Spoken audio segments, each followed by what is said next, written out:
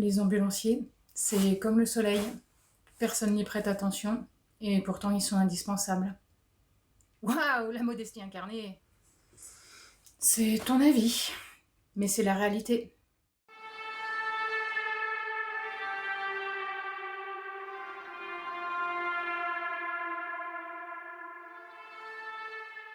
À moins de vivre à poil au fin fond de la forêt amazonienne, ou éventuellement sur une des lunes glacées aux confins de notre système solaire, vous avez tous et toutes croisé au moins une ambulance dans votre vie. Mais si, rappelez-vous, la camionnette blanche avec la rampe bleue en LED ou en gyrophare, modèle soirée disco ou bien K2000 pour les plus modernes, avec la croix à 6 branches là sur le capot, avec la sirène 2 tons ou 3 tons. Non, pas celui-là, ça n'a rien à voir, ça c'est un autre genre de ton. On la voit souvent en train de squatter les places handicapées, ou alors en double fil, à cheval sur le trottoir, soit carrément qui bloque à moitié la circulation dans les ruelles étroites, avec 2 personnes à bord. Le plus souvent, il y en a une au volant et l'autre à l'arrière. Un peu plus rarement, vous avez la version avec celui au volant qui a le café dans la main, et l'autre à côté, smartphone en pogne, ou livre pour les plus érudits, ou alors en train de grailler son sandwich, s'ils n'ont pas eu le temps d'avoir la pause déjeuner. Non ? Ça vous dit rien, ce que je viens de décrire ? Ah, je crois savoir pourquoi. En fait, vous vous rappelez peut-être plus de la fois où vous vous êtes retrouvé avec une calandre d'ambulance collée au pare-choc arrière de votre voiture, gyro et sirène à fond les manettes, et coup de klaxon en option selon votre réactivité. Bah oui, ils essayaient de vous doubler. Et puis vous, surpris par son arrivée brutale, alors que les mecs ils ont la sirène et le gyrophare en route et à fond depuis minimum les 300 derniers mètres parcourus, vous avez eu le réflexe, humain certes, mais extrêmement dangereux, de freiner à balle, au risque de vous retrouver avec un utilitaire pesant plus de 3 tonnes encastré dans votre coffre. Ça y est ? Vous voyez de quoi je parle maintenant ? Sachez que ces cow-boys d'ambulanciers qui font chier à bloquer la rue, à rouler comme des fous avec leurs sirènes qui nous pètent les oreilles et qui nous stressent. Fin de citation. Oui, j'ai bien entendu des gens parler comme ça des ambulanciers. Sachez que les ambulanciers existent depuis bien longtemps. Et c'est ce que je vais détailler auprès de vous aujourd'hui. 4e siècle avant Jésus-Christ, Hippocrate définissait ainsi la notion d'urgence. Il faut profiter de l'occasion de porter secours avant qu'elle n'échappe et on sauvera ainsi le malade pour avoir su en profiter. Dans son traité des maladies, il précise « Il ne suffit pas d'intervenir un peu après, la plupart a succombé. Un secours qui est utile est un secours donné à temps. » Hippocrate en déduit ainsi qu'il faut agir vite et propose aux médecins qu'ils aient en permanence leur trousse de soins sous la main. Il ira même jusqu'à leur conseiller de s'engager dans l'armée afin d'y apprendre la chirurgie. On notera l'importance des guerres et l'envie de se taper sur la gueule, propre à l'humain dans le développement des techniques d'urgence et des avancées médicales. J'aurais pas dit mieux. Au VIe siècle, l'empereur Mauricius, sous l'Empire byzantin, sera à l'origine de la création d'un corps d'infirmiers, les despotatois, chargés du ramassage des blessés. On parle d'êtres humains ou des poubelles de la semaine, là ? Au 7e siècle, chez les Romains, un corps de cavaliers était chargé d'évacuer les blessés. Le XVIe siècle voit l'apparition des armes à feu et de blessures d'un nouveau genre. Outre les plaies pénétrantes, les hémorragies sont traitées par amputation, suivies de cautérisation au fer rouge ou à l'huile bouillante. Elles provoquaient de très nombreux décès, d'où l'objectif des chirurgiens de l'époque, qui était de pratiquer l'amputation totale en 2 minutes. Je vous laisse une seconde pour essayer d'imaginer la boucherie que ça devait être. Surtout entrecoupé des hurlements d'agonie du blessé. Ça me rappelle le Disney Atlantide, l'Empire perdu. Comment ça ? Ouais, il y a un personnage, je sais plus qui, il a une énorme scie dans sa sacoche et il se vante de pouvoir découper un fémur en 14 secondes. Amadou Gentil, le médecin de bord militaire, doublé par le regretté Mousse Diouf. C'est vrai que je dois reconnaître que cette scène me faisait bien marrer. Un chirurgien changea la donne en sauvant de nombreux patients. Il arrêtait les hémorragies par ligature des vaisseaux. Ce chirurgien, c'était Ambroise Paré. Sous Henri IV, on se mettait joyeusement sur la tronche car tout le monde n'avait pas la même religion. C'est dans ce contexte amical que l'armée invente les premières ambulances et le concept de ne pas se déplacer à vide. Les caisses d'artillerie, tirées par des chevaux, étaient vidées de leur matériel, puis ensuite chargées avec les blessés. Au XVIIIe siècle, grâce aux travaux du docteur Tissot, on invente la notion d'urgence auprès des noyés. Il écrit « Lorsqu'un noyé a été plus d'un quart d'heure sous l'eau, on ne doit pas avoir de grandes espérances de le réanimer. C'est sur le bateau même où on a repêché le noyé que l'on doit commencer les premiers secours. » En 1740, Louis XV promulgue l'édit royal « Avis pour donner secours aux noyés », véritable protocole de prise en charge de ces victimes. L'organisation des secours médicaux civils voit le jour. 1794, le chirurgien militaire Dominique Larrey crée les ambulances volantes. Ça devait rendre fou les ufologues, ça. Ok, je me tais. Elles accompagnent les soldats jusqu'au champ de bataille et prenaient immédiatement en charge les blessés. C'étaient des voitures à chevaux pouvant transporter 2 à 4 blessés vers les lignes arrières pour y être soignés. Elles seront composées de 3 chirurgiens et 1 infirmier. Au fur et à mesure des guerres de l'Empire, Larrey les fera évoluer. Et surtout, il inventera la notion de triage, qui est encore utilisée de nos jours, que ce soit dans les services d'urgence des hôpitaux ou sur le terrain lorsqu'il y a de nombreuses victimes. Larrey écrit dans ses mémoires « Il faut toujours commencer par le plus douloureusement blessé, sans avoir égard au rang et aux distinctions. » En fait, il s'en battait les roustons de la nationalité ou du grade militaire.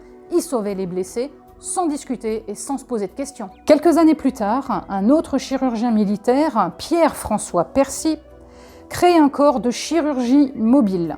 Les caissons d'artillerie type Wurst sont transformés en ambulance et amènent auprès des blessés un chirurgien, des infirmiers et le matériel de secours. 1813, Larrey et Percy créent les brancardiers militaires, qui se servaient d'un brancard démontable. Les hampes de ce brancard étaient en réalité la lance de ces brancardiers soldats. Ces derniers avaient dans leur shako du matériel pour donner les premiers soins aux blessés. 1830, le docteur Félix Hippolyte Larrey utilise le concept d'origine de son père, mais pour les civils blessés sur la voie publique. 1859, lors de la bataille de Solferino, Henri Dunant est bouleversé par le massacre qui se déroule lors de ce conflit. Il porte secours aux blessés avec 300 volontaires. Ce conflit le marquera profondément dans le sens où il se rendra compte de l'importance capitale lors de conflits armés d'accès au front à des personnes neutres dont la seule et unique mission est de porter secours aux blessés. En conséquence, Henri Dunant fondera la Croix-Rouge en 1863. 1881, à l'initiative du docteur Henri Nartel et de Victor Hugo, qui sont tous les deux conseillers municipaux, Paris se dote du service des ambulances municipales. Il s'agit d'ambulances hippomobiles médicalisées par les internes, qui sont donc étudiants en médecine de l'Hôtel-Dieu, pour les transports de blessés sur la voie publique, ainsi que les malades de la variole. Ce sont les ancêtres des SMUR contemporains. 1941, on fait un sacré bond dans le temps, vous êtes d'accord là, hein? L'assistance publique crée le service des ambulances des hôpitaux de Paris. Les premières sociétés privées de transport de malades apparaissent. Le métier d'ambulancier privé est né. Il va se structurer dans les années suivantes avec l'apparition des lois régissant à la fois la profession, les agréments, les autorisations de circuler et la formation des ambulanciers. En 1870, la guerre franco-prusse fait rage, tous les hommes sont au combat. Les femmes tentent, comme elles le peuvent, d'aider les blessés, que ce soit à proximité du champ de bataille ou dans les hôpitaux. En 1876, Duchossois crée la première école française de garde-malades et d'ambulancières, ainsi que le premier programme de formation. Il était destiné aux ambulancières de la Croix-Rouge française qui intervenaient sur les champs de bataille à l'époque. 10 juillet 1970 sort la loi précisant les premières règles organisant la profession. 26 mars 1973, c'est la création du certificat de capacité d'ambulancier, abrégé CCA.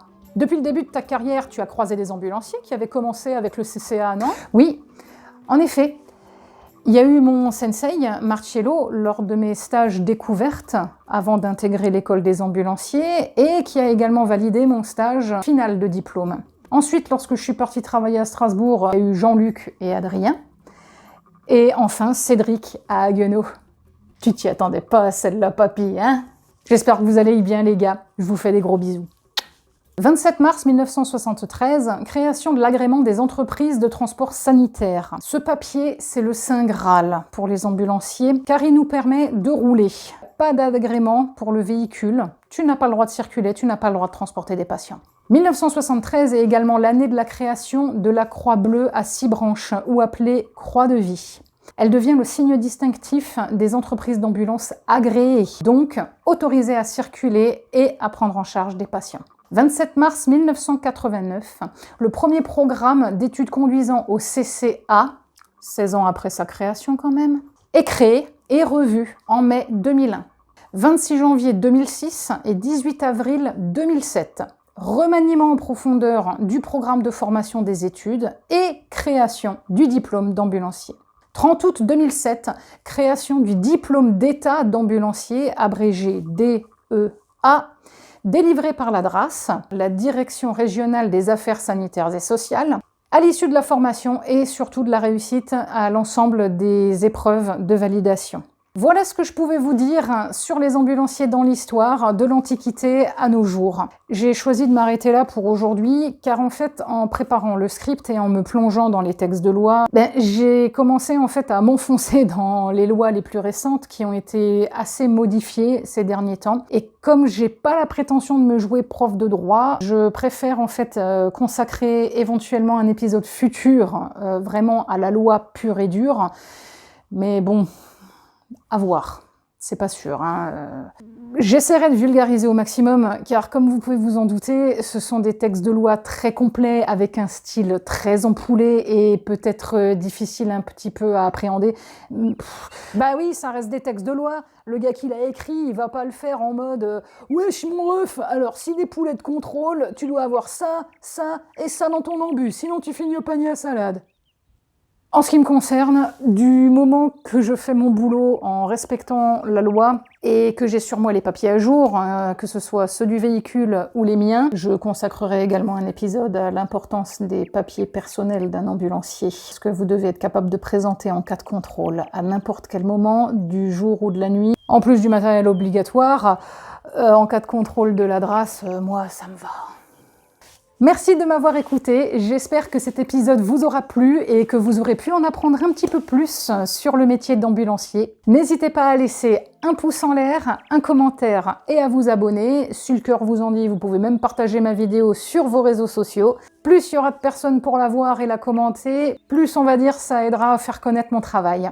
Je vous invite aussi à me suivre éventuellement sur Instagram, j'y partage des tranches de vie, des réflexions quotidiennes. C'est un petit peu le vie ma vie d'ambulancière et de femme lambda. Je vous souhaite à tous et à toutes une bonne fin de journée et à la prochaine. Ciao!